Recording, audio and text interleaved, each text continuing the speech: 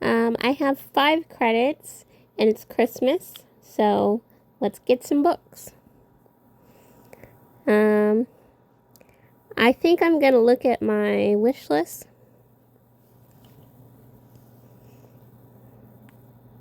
And let's see. I think this one, Mimicking of Known Successes. Yeah, this is a free book, so let's add that to our library. It's a queer book about, let's go back to it. It's a queer book that's a murder mystery, sapphic romance. It's set on Jupiter, by the same person who wrote Sentinel Cycle. It says, on a remote gas-wreathed outpost of a human colony on Jupiter, a man goes missing. An enigmatic investigator, Massa, follows his trail to Veldegeld, home to the colony's erudite university, and Massa's former girlfriend, a scholar of Earth's pre-collapse ecosystems. So that looks interesting. So we've added that to our library. Let's see, what else? Oh, I want to get Take Me Home Tonight. I bought the hard copy, and then when I came to get the digital copy, I couldn't find it, but it turned out I had been putting in the wrong information.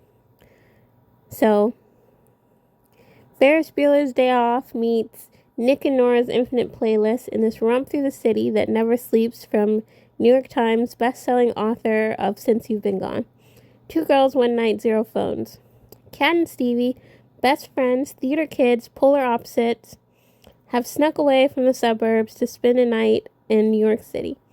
They have it all planned out. They'll see a play, eat at the city's hottest restaurant, and have the best night ever.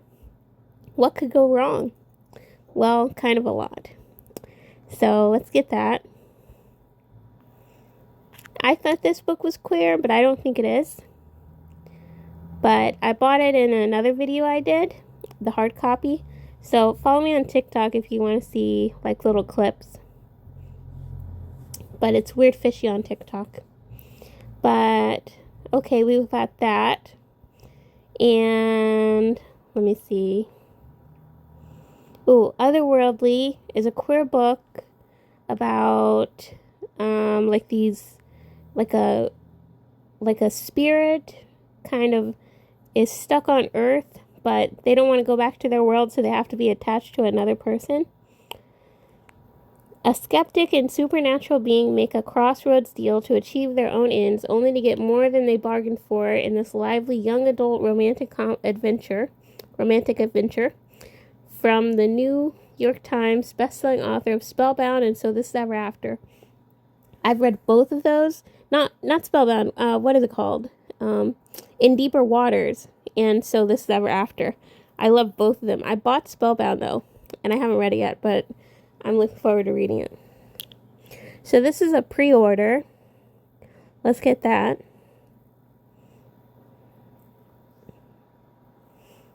And it won't be here until April, so that's quite far. But I'm excited to see this. It says 17-year-old Ellery is a non-believer in a region where people swear the supernatural is real. Sure, they've been stuck in a 5-year winter, but there's got to be a scientific explanation. If goddesses were real, they wouldn't abandon their charges like this, leaving the farmers like Ellery's family to scrape by. Knox is a familiar from the other world, a magical assistant sent to help humans who have made crossroads bargains. But it's been years since he heard from his queen, and Knox is getting nervous about what he might find once he returns home. When the crossroads demons come to collect Knox, he panics and runs. A chance encounter down an alley finds Ellery coming to Knox's rescue, successfully fending off his would-be abductors. So I'm excited to read that. It looks very interesting. I'm going to be waiting for it for a while, but I'm excited for it. And then we have, let's see, The Davenports, which is about a rich black family in, like, the, I think, 1920s. It's supposed to be the 1920s. No, 1910. And I'm excited about this book. It says, the Davenports are one of the few black families of immense wealth and status in a changing United States. Their fortune made through the entrepreneurship of William Davenport, a formerly enslaved man who founded the Davenport Carriage Company years ago. Now it's 1910, and the Davenports live surrounded by servants, crystal chandeliers, and endless parties, finding their way and finding love even where they're not supposed to. And I'm excited about this. It's supposed to be pretty cool. I would like it even more if it was like 1810, but I know it's kind of stretching it. But that would be really cool. I like that era, Regency era. But I also like this era, 1910, kind of flapper era, I think. Or is that the 1920s? But I still like it. I like this era with the dresses and outfits. I like that. In books, I mean. Books and entertainment. So yeah, let's get that.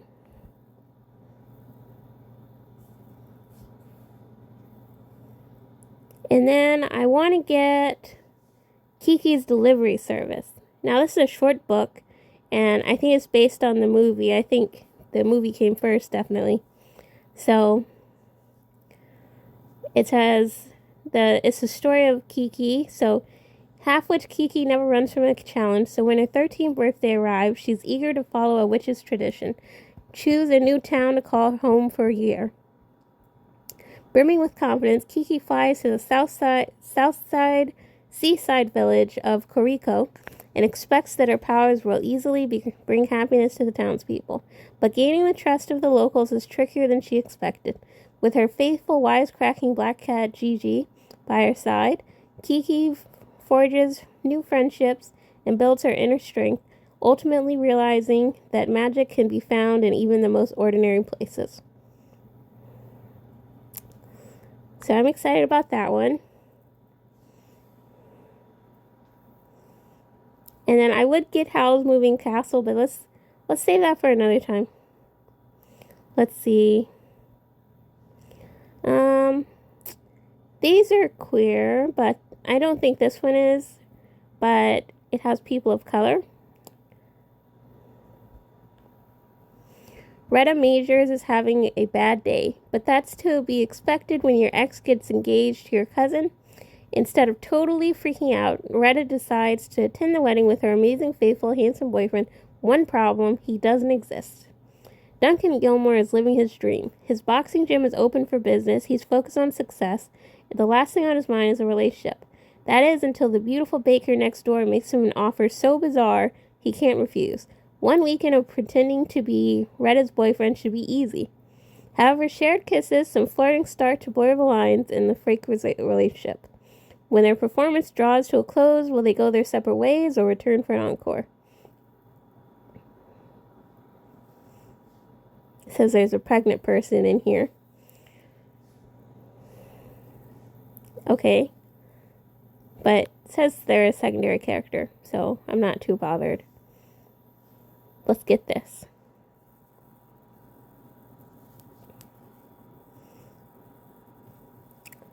And then, let's see.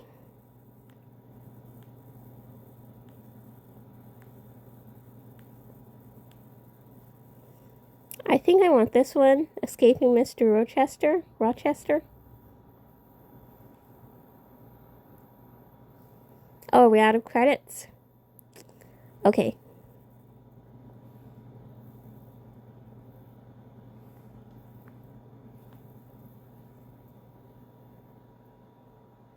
Let's see.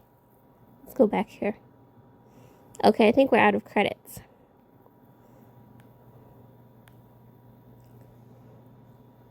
Okay, that's the end of our credits. But let's find... There was one more book that I wanted. And I think it's on sale.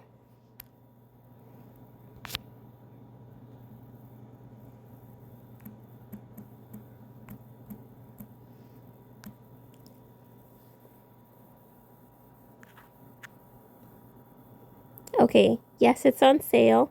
So let me pause it and get this. So this is called Empress of Salt and Fortune. It's by Nevo. I think that's how you say their name. And it's like a fairy tale, but it's sapphic. So, with the heart of an Atwood tale and the visuals of a classic Asian period drama, Nevo's The Empress of Salt and Fortune is a tightly and lushly written narrative about empire, storytelling, and the anger of women. And then I'll read the last paragraph. At once feminist high fantasy and indictment of monarchy, this evocative debut follows the rise of Empress Inyo, who has few resources and fewer friends. She's a northern daughter in a mage-made summer exile, but she will bend history to her will and bring down her enemies piece by piece.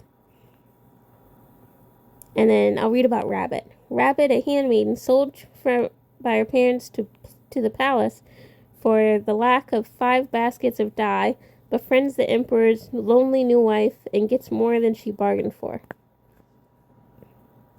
So I'm excited to read that. Yeah. So let's go to the library and see what we got.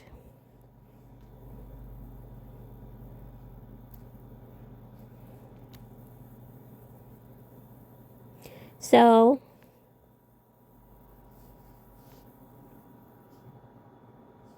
we have Empress of Salt and Fortune, Kiki's Delivery Service, The Davenports, Make a Scene, Take Me Home Tonight, and The Mimicking of Known Successes. So I'm excited to read those. They're not all queer, but they're diverse reads. Take Me Home Tonight is, I don't think any of those. But I like the best friend dynamic, so I'm interested in reading that. And it's not a romance, so I like that too. It's kind of something different. But yeah, alright, it was fun hanging out. Hope you have fun out there. Bye.